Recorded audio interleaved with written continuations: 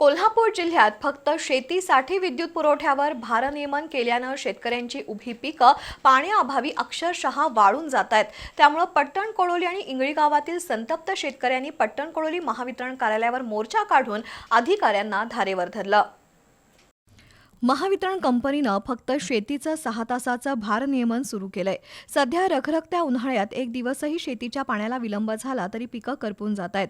त्यामुळे महावितरणनं सुरू केलेल्या वीज कपाती विरोधात पट्टण कोळोली इंगळी गावातील संतप्त शेतकऱ्यांनी पट्टण कोळोली इथल्या महावितरण कार्यालयावर मोर्चा काढून आपल्या व्यथा मांडल्या। पंचतारांकित औद्योगिक वसाहत, क्रेशर उद्योगासह इतर व्यवसायासाठी दिवसरात्र वीज पुरवठा सुरळीत आहे। मात्र शेतकऱ्यांना वीज पुरवठा करताना 2 तास लोड शेडिंग कशासाठी करत आहात?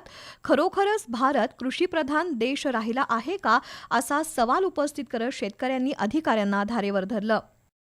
प्रत्येकाला लाईट चालू आहे, चालते आणि यांना आम्हाला शेतकऱ्यांनी द्यायला चालत नाही काय, हे जे जरा उत्तर यांनी द्यायला पाहिजे साहेबांनी।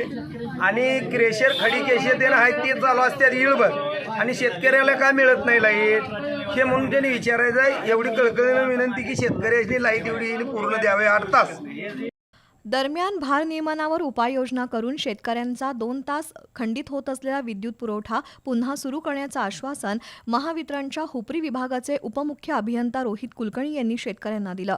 यावेळी राष्ट्रवादी काँग्रेसचे केशव पाटील, इंगळीचे माजी सरपंच रावसाहेब पाटील, अभयकुमार मगदूम, रावसो विठाण्णा, अरुण माळी, कौस्तुभ पाटील, भारत आवटे, रानोजी पुजारी, सुदर्शन जाधव, सुरेश हुपरे, रानोजी देवबा, बाबुराव मगदूम, दादा पाटील, शहाजी पाटील, प्रकाश सांगले, राजू जोशी यांच्यासह शेतकरी मोठ्या संख्येनं उपस्थित होते।